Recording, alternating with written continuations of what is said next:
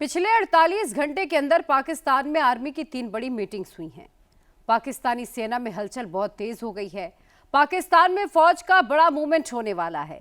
Field marshal 1965 जंग की file भी खंगाल रहा है। मुनीर ने फ्रंट पर सेना की संख्या बढ़ाने का ऑर्डर दिया है, लेकिन ये ऑर्डर एलओसी के लिए नहीं है। ये ऑर्डर पीओके के लिए नहीं है, बल्कि जंग का नया फ्रंट खुलने वाला है। इस फ्रंट में पाकिस्तान की गलती सीधे कराची गवा देगी। मुनीर कश्मीर को गले के नस बताता है। इस बार हिंदुस्तान ने मुनीर के दिल पर चोट करने का प्लान तैयार किया है। क्या पाकिस्तान पर भारत का अगला गोला सर क्रीक से चलेगा? अगर सर क्रीक इलाके में पाकिस्तान की ओर से कोई भी हिमाकत की गई तो उसे ऐसा करारा जवाब मिलेगा कि इतिहास और भूगोल दोनों बदल जाएंगे मेरे साथियों। सर क्रीक पर पाकिस्तान की नीयत में खोट, भारत से मिलेगी तगड़ी चोट। पाकिस्तान की नीयत में खोट है, उसकी नीयत साफ नहीं है। जिस तरह से हाल में पाकिस्तान की फौज ने सर क्रीक के सटे इलाकों में अपना मिलिट्री इंफ्रास्ट्रक्चर बढ़ाया है, वह उसकी नीयत बताता है।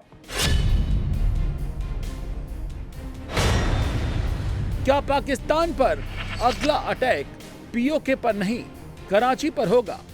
आज 2025 में पाकिस्तान को याद रखना चाहिए कि कराची का एक रास्ता क्रीक से ही होकर गुजरता है। किसी गफलत में मत रहना, किसी मुगालते में भी मत रहना।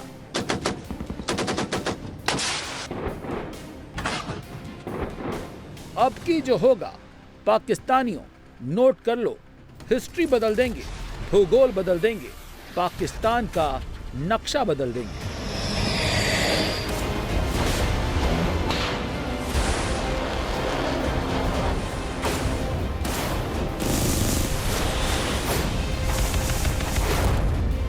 क्योंकि भारत का न्यू नॉर्मल अब सर क्रीक के रास्ते से ही आएगा। जब ऐसा होगा तो कराची और सिंध एक झटके में कट जाएगा। ये हवाई नहीं है, आर्मी, एयरफोर्स, नेवी तीनों ने तैयारी कर ली है। इसीलिए राजनाथ सिंह ने चेताया है कि भूल कर भी कोई गलती मत करना, क्योंकि अब की बार कोई मुरव्वत नहीं होगी। पाकिस्तान सकते में है, मुनीर परेशान है, क्योंकि भारत ने न्यू नॉर्मल का एक्सटेंशन पीओके से कराची की तरफ मोड़ दिया है। इसीलिए पाकिस्तान में हड़कंप मच गया है। पाकिस्तानियों के दिमाग में 3 शब्द बहुत ज्यादा घूम रहे हैं। पहला सर क्रीक, दूसरा कराची और तीसरा सिंध। पाकिस्तान के भीतर इन तीनों शब्दों को लेकर घबराहट क्यों मची है, उसकी वजह भी जान लीजिए। यह है सर क्रीक, भारत के गुजरात और पाकिस्तान के बीच का 96 किलोमीटर का इलाका, जिसे ज्वारीय खाड़ी कहा जाता है। सीधे सीधे शब्दों में समझें तो गुजरात में कच्छ के रन के उत्तर का दलदली इलाका, जो कच्छ को पाकिस्तान के सिंध से अलग करता है, जो आज़ादी के पहले से ही विवादों में रहा है। 1908 में कच्छ और सिंध के बीच पहली बार विवाद हुआ था, जिसे अंग्रेज अफसर ने सुलझाने की कोशिश की थी। तब से इस छोटी सी नदी के इलाके को सर क्रीक कहा जाने लगा, जिसे लोकल लोग बनगंगा कहते हैं। 96 किलोमीटर का यह इलाका ज्वार भाटे के चलते आधे समय पानी में डूबा रहता है, जो दलदल बन जाता है, जिसमें खतरनाक सांप, बिच्छू और मछलियां पाई जाती हैं। साथ ही पाकिस्तानी घुसपैठ का भी इस इलाके में एक बड़ा खतरा रहता है। लेकिन भारत पाकिस्तान में बंटवारे के बाद सर क्रीक विवाद और भी बढ़ गया, जिसका निपटारा अब तक नहीं हो पाया, क्योंकि पाकिस्तान हमेशा यहां गुस्ताखी करता रहता है। 1965 में 25 अप्रैल को पाकिस्तान ने कच्छ के रन में भारत की एक पोस्ट पर हमला कर दिया था। 1965 के युद्ध में ये झड़प कश्मीर में भारत पाकिस्तान के बीच हुई जंग में बड़ी वजह बनी थी। भारत की सेना लाहौर तक घुस गई थी। अब एक बार फिर पाकिस्तान ने यहां हिमाकत शुरू कर दी है, और राजनाथ सिंह का पाकिस्तान का भूगोल बदल देने वाला बयान इसी के बाद आया है। साथियों, ऑपरेशन सिंदूर के दौरान पाकिस्तान ने लेह से लेकर सर क्रीक के इस इलाके तक भारत के डिफेंस सिस्टम को भेजने की नाकाम कोशिश की। भारत के डिफेंस सिस्टम को उन्होंने भेजने की एक नाकाम कोशिश की, जबकि भारत की सेनाओं ने अपनी जवाबी कार्रवाई में पाकिस्तानी एयर डिफेंस सिस्टम को पूरी तरह से एक्सपोज कर दिया और दुनिया को यह भी संदेश दे दिया कि भारत की सेनाएं जब चाहें, जहां चाहें और जैसे भी चाहें पाकिस्तान को भारी नुकसान पहुंचा सकती हैं। अपने सामर्थ्य के बावजूद हमने संयम का परिचय दिया, क्योंकि हमारी सैन्य कार्रवाई आतंकवाद के विरोध में थी। इसको एस्केलेट करके जंग छेड़ना ऑपरेशन सिंदूर का उद्देश्य कभी नहीं था। मुझे इस बात की खुशी है कि भारतीय सेनाओं ने ऑपरेशन सिंदूर के सभी मिलिट्री ऑब्जेक्टिव यानी सभी लक्ष्यों को सफलतापूर्वक प्राप्त करने में कामयाबी हासिल की है। मगर आतंकवाद के खिलाफ हमारी लड़ाई जारी है। सच तो यह है कि पाकिस्तान की दुम कभी सीधी नहीं हो सकती। उसकी आदत में है हिंदुस्तान से मार खाना, लेकिन इस बार हिंदुस्तान मारेगा नहीं, सब कुछ बदल देगा। पाकिस्तान को धमकी ऐसे ही नहीं दी गई है, उसकी हिमाकत की वजह से दी गई है। जो वो सरक्रीक में कर रहा है, जनरल अयूब खान से लेकर जनरल बाजवा तक सरक्रीक हर जनरल का मिशन रहा है।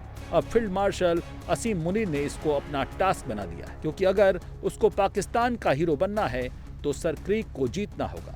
इसीलिए पाकिस्तानी सेना की तैनाती इस इलाके में बढ़ा दी गई है। नई जंग की शुरुआत होने लगी है। दरअसल पाकिस्तान ने सरक्रीक पर 31वीं और 32वीं क्रीक बटालियन तैनात की है। 31वीं बटालियन का हेडक्वार्टर सरक्रीक से 80 किलोमीटर दूर सिंध के सुजावल में है।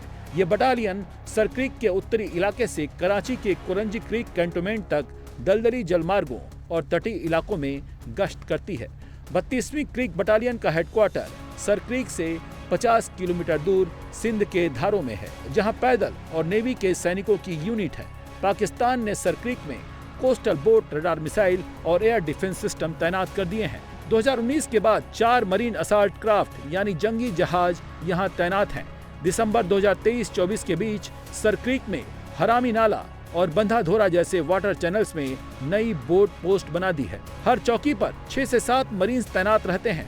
2025 में ऑपरेशन सिंदूर के बाद तैनाती में यहां पाकिस्तान ने और बढ़ोतरी कर दी है।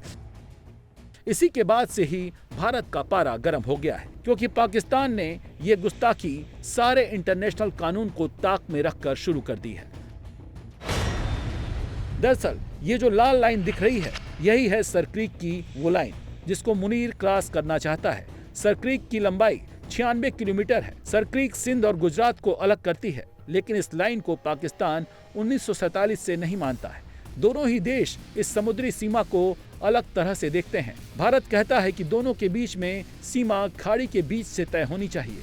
पाकिस्तान का कहना है कि सीमा उनके किनारे से मानी जाएगी। पाकिस्तान का दावा है कि ब्रिटिश सरकार ने साल 1914 में इसे नॉन नेविगल यानी जहां जहाज नहीं चलते हैं मानते हुए तय किया था। सरक्रीक पर पाकिस्तान 1914 के नॉन नेविगल फार्मूले को मानता है। आज़ादी के बाद पाकिस्तान इसी फैसले के साथ आगे बढ़ना चाहता था, लेकिन भारत ने कहा सीमा तो खाड़ी के बीच यानी मिड चैनल से होनी चाहिए। भारत ने इसके पीछे अंतर्राष्ट्रीय सीमा कानून और यूएन कानून का हवाला दिया। भारत यूएन का समुद्री कानून पर संधि यानी UNCLOS की बात करता है। यूएन का सिद्धांत है थालवे। इसमें कहा गया है कि अगर कोई नदी या खाड़ी दो देशों के बीच है तो सीमा सामान्य रूप से उसके बीच से ही तय की जाएगी। पाकिस्तान का कहना है कि चूंकि ये नेविगेबल नहीं है, एक दलदली जमीन है, इसलिए ये सिद्धांत इस पर लागू नहीं होगा। भारत का पक्ष है कि यहाँ टाइड्स यानी ज्वार भाटा आते जाते रहते हैं, इसलिए इस क्षेत्र का नेचर बदलता रहता है। ये केवल दलदली जमीन नहीं रह जाती, इससे जहाज भी गुजर सकते हैं, तो किनारे से सीमा तय करने का कोई मतलब नहीं बनता। अगर सीमा बीच से मानी जाए तो भारत को समुद्र का बड़ा हिस्सा मिलेगा। किनारे से सीमा मानने पर पाकिस्तान को फायदा होगा। अब पाकिस्तान फिर से सरक्रीक पर गुस्ताखी कर रहा है, इसीलिए भारत कह रहा है सुधर जाओ नहीं तो सुधार देंगे। जैसे ही भारत ने ये कहा, पाकिस्तानियों को ऑपरेशन 2.0 का डर सताने लगा।